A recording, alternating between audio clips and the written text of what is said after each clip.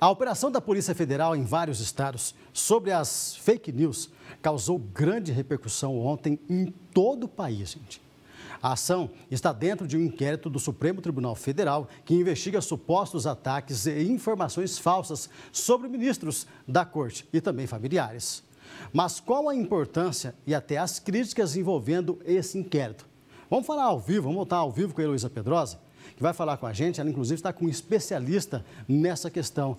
Elo, ontem eu estava vendo, não só ontem, mas hoje, o que essa operação gerou de conversa no Brasil inteiro, uma briga ali entre STF, presidente, família, uma confusão, pelo amor de Deus, hein?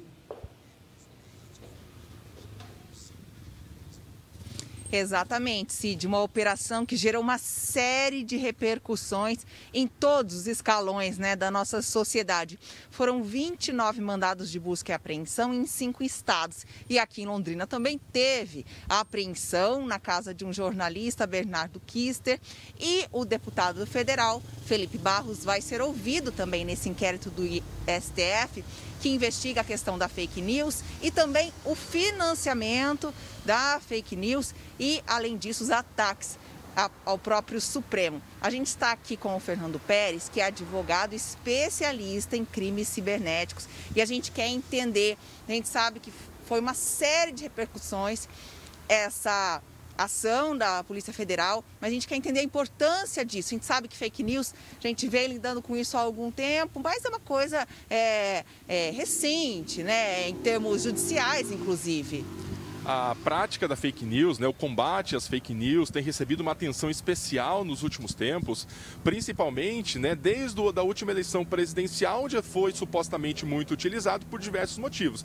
Existem diversos graus de utilização, aqueles mais pessoais, onde a gente recebe algumas informações em aplicativos, redes sociais, e outras que atingem um âmbito, inclusive político, eleitoral, inclusive é uma preocupação da Justiça Eleitoral também.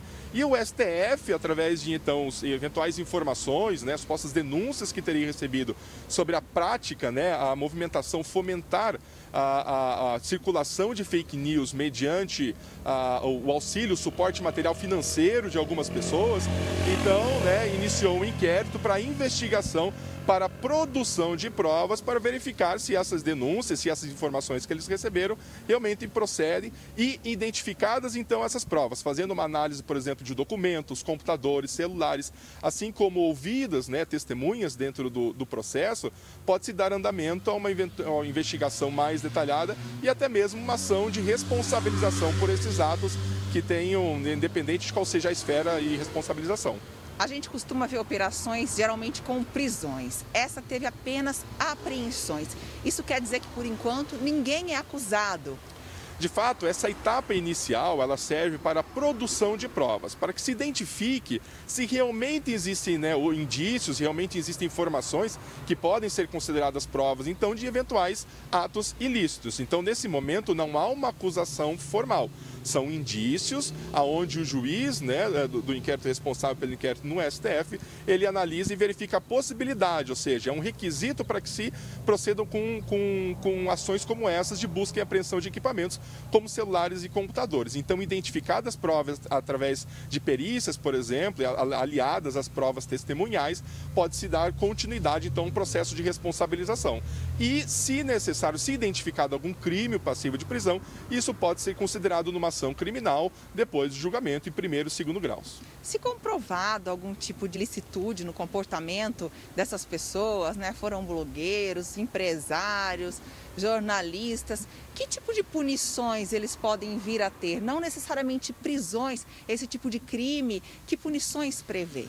É necessário verificar quais são as ações, ou seja, os impactos que foram causados pela prática da fake news.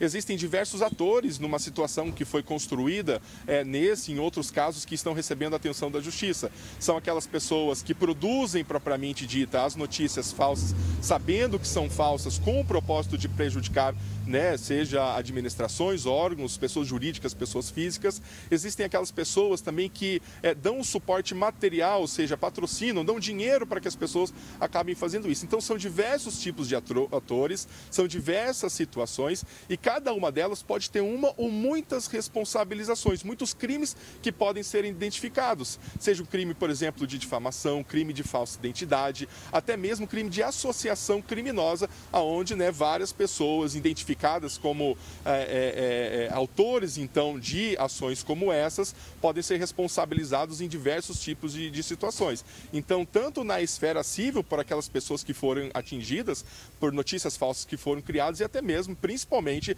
na esfera criminal, com identificação e tipificação de crimes de acordo com os delitos que tenham cometido. Agora, a Justiça Eleitoral começou também um trabalho importante em relação a fake news, porque muitas delas têm relação com a política e podem influenciar nas eleições. Então, há um trabalho, inclusive, para a pessoa verificar se aquilo é ou não uma fake news, mas também há uma orientação até quando a notícia é verdadeira. Se há ofensas, a pessoa não deve compartilhar, porque pode incorrer em algum tipo de ilicitude. De fato, uma notícia falsa, uma fake news, ela acaba tendo um padrão de compartilhamento. Geralmente ela tem uma informação sensacionalista, ou ela acusa uma pessoa de delitos ali, de práticas muito pontuais, muito incisivas. E pelo teor dessas mensagens, por muitas vezes, quando nós não vamos confirmar a sua autenticidade, a gente acaba compartilhando e possibilitando que outras pessoas tenham acesso e acabam acreditando. Então nós devemos ter um cuidado sempre que recebemos mensagens como essas, que acabam por denegrir a imagem de outras pessoas, por mais verídicas que pareçam ser as mensagens. Na verdade, eu diria que se é uma mensagem como essa ofende o direito de alguém, seja a sua honra, ofende qualquer outro tipo de direito, o conselho é não transferir, não repassar essas mensagens, A não ser, nós temos a liberdade de expressão, de compartilhar informações, de solicitar, opinar sobre diversas questões, inclusive sobre política, só que isso não nos dá o direito de produzir ou propagar mensagens que agridem a honra de pessoas, mesmo as pessoas públicas. Então, em relação a fake news, de fato tem sido muito utilizado, de forma ilícita durante as eleições e tem recebido e vai receber também, a partir de agora, uma atenção especial da Justiça Eleitoral. Eu agradeço as informações, então, doutor, e é importante dizer que essa é uma fase, então, da operação de produção de provas. Nós precisamos aguardar os desdobramentos para entender, de fato, toda essa história. Cid. Não tenha dúvida, Elô? Com certeza disso, Pra você ter uma ideia, pessoal, essa é uma situação bem complicada, Porque em tempos de redes sociais, todo mundo entra lá e fala o que quer, entendeu? Expressar a sua opinião, beleza. Isso é democracia. Você pode falar, você pode expor, você pode comentar. O que as pessoas não podem fazer é inventar, é falar mentiras de determinadas pessoas. Eu não posso chegar no Facebook e ir lá e falar mal, inventar algo do Zé, entendeu? Porque isso aí eu vou estar cometendo um crime, entendeu? Então, é isso que as pessoas têm que entender. Comentar, deixar o seu comentário lá não tem problema nenhum. Você pode criticar, isso faz parte da democracia. Se a gente não pudesse fazer uma crítica, não era democracia. Então, você pode entrar sim, você pode comentar tudo. Se você é favorável, se você é isso, se você não gosta daquela pessoa, o que você não pode, pessoal, é inventar. Arrumar situações para denegrir a imagem de uma pessoa sem que ela tenha feito aquilo. É isso que você tem que tomar muito cuidado,